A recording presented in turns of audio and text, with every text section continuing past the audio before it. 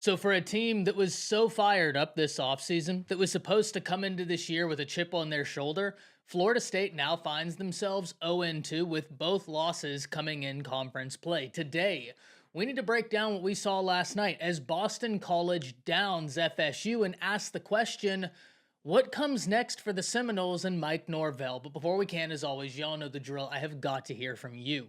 Hop down to the comments, Y for yes, N for no. Are you surprised by what we're seeing from FSU? And let's double down. Do you believe they will be able to make some changes? Can't wait to hear from you. If you're new to the channel, be sure to subscribe, hit that bell notification as I do constant college football content. You don't want to miss any of it, and if you enjoyed the content, be sure to like and comment down below. But having said all that, let's jump right into this. And where do we begin? Whenever I talked about this game through the week, I had a feeling that Boston College would be able to pull off the upset. Why? Because Florida State couldn't stop Georgia Tech running the football. And let's be very clear here. Georgia Tech had the #1 rushing attack in the ACC last year, but Boston College had the #2 rushing attack in the ACC. And no offense to Haynes King, but I thought that Boston College's quarterback was more of a threat than Georgia Tech's. Last night, we saw that guy is real dynamic. In fact, Boston College ran the same play multiple times in the fourth quarter alone, where they would roll out the quarterback and give him a few options. He either had the dump off pass, or if the linebacker carried over, if the safety carried over and the DB cleared out, he'd keep it and run it himself. And Florida State had absolutely no answer. So let's talk about this game. Let's break it down. What did we see? What was surprising? What has got to be fixed? And we'll start with the last. What has got to be fixed? If you're Florida State, I sympathize with the fact that you have faced the top 2 rushing teams from last season in the ACC, but you have got to be able to slow down the rush.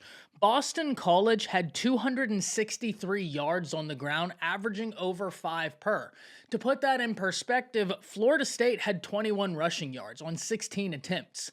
That's terrible. Like, that's not just bad, that's terrible. If you can't establish a run game in college football, if you cannot win the line of scrimmage, you are going to lose football games.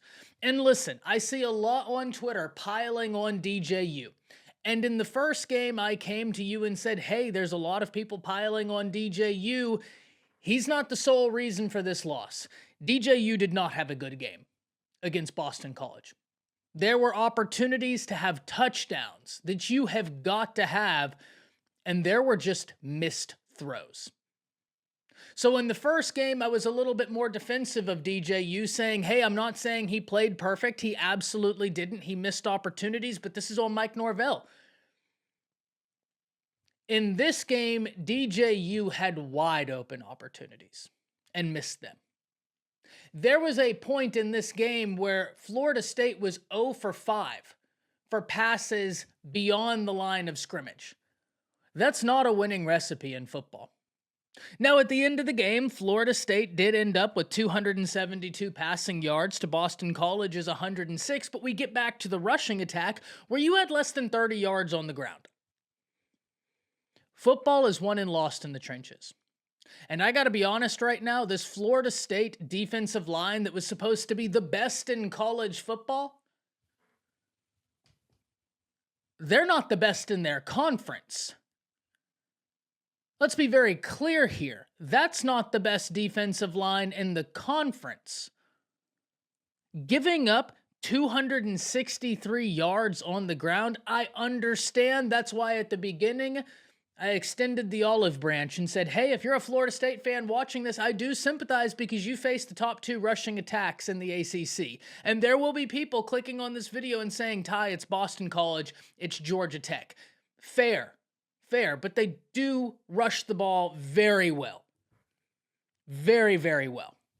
And with Bill O'Brien taking over at Boston College, we knew they were going to run the ball well. So they already did it well. Then you hire a guy who that's really what he wants to do, and this is the result. So Florida State's defensive line is far from what it was held out to be, but you know what? The offensive line ain't much better. And in fact, there was a time where Florida State was trying to recapture the lead in the fourth quarter, and then you have an offensive lineman get a dumb penalty. And yes, did the Boston College player sell it? Should he win an Oscar? Yes, on both counts. Why give him the opportunity? If anything, that's smart on the Boston College player. I have a Florida State team that's ranked, and I'm in striking distance, and they give me this gift. Why would I not take it? Why on earth would I not take it? The question shouldn't be, did he sell it? Because the answer is yes, he sold it. The question should be, why give him the gift? Why give him the opportunity? And for me, the answer to that question is something that Florida State fans, I am sorry, but it goes back to Mike Norvell. Yes, you had a player make a bad mistake, but at the same time, this doesn't look like a team that's very well coached right now. And I know that's harsh, but Mike Norvell got that massive contract, and it does not look like this is a team that has a supremely great culture, that is supremely well coached. Far from it.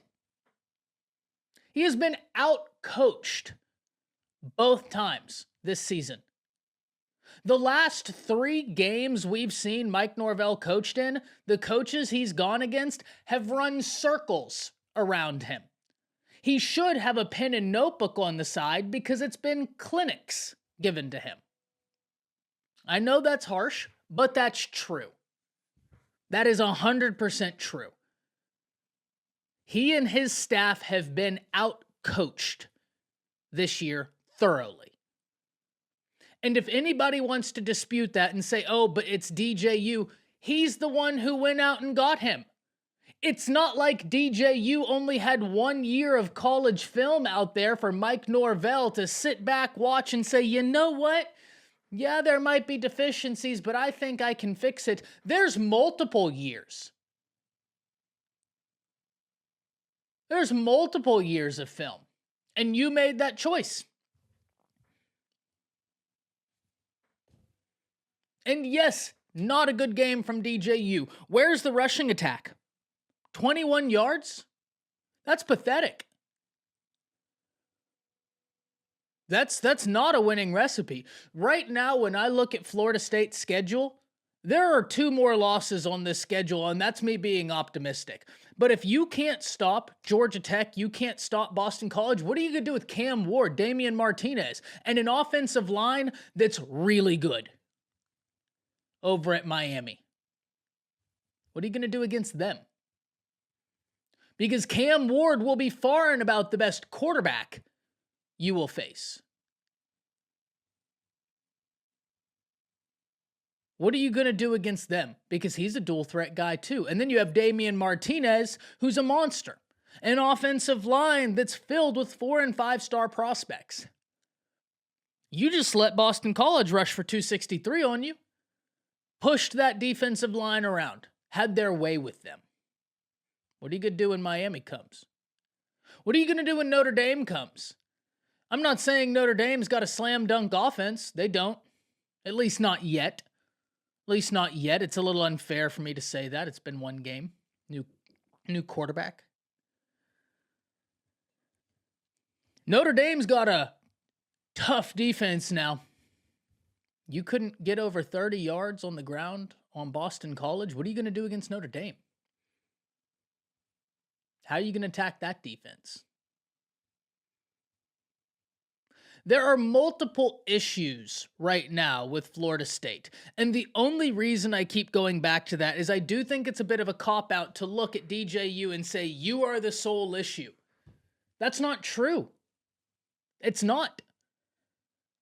That's not to say he wasn't an issue. No dispute from me. There were, on 1 drive alone, 3 throws you gotta have. Gotta have them. Multiple of those would have been touchdowns.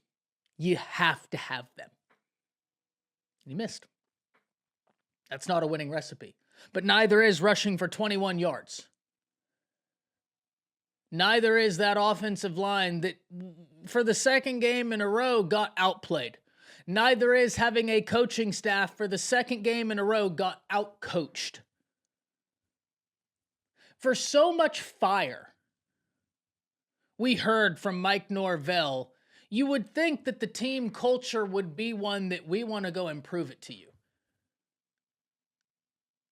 That's not what we're seeing right now. We saw a team that, quite frankly, whenever Florida State got that bad penalty, it looked like they quit.